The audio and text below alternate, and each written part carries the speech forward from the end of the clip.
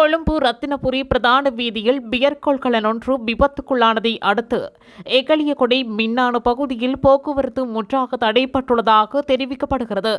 மேலும் அந்த பகுதியில் கடும் போக்குவரத்து நெரிசல் ஏற்பட்டுள்ளதாகவும் தெரிவிக்கப்படுகிறது.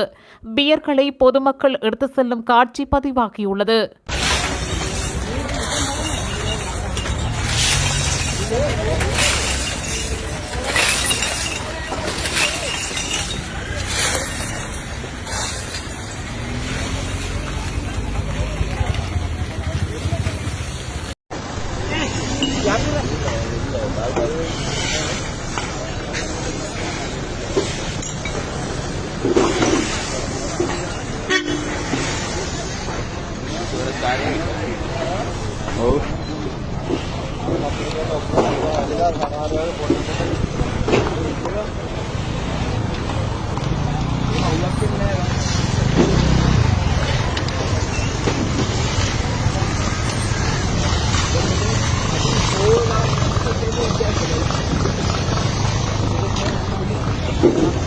இதுபோன்ற செய்திகளை உடனுக்குடன் அறிந்து கொள்ள தமிழ் பிளஸ் யூடியூப் சேனலை மறக்காம சப்ஸ்கிரைப் பண்ணுங்க, கமெண்ட் பண்ணுங்க, ஷேர் பண்ணுங்க.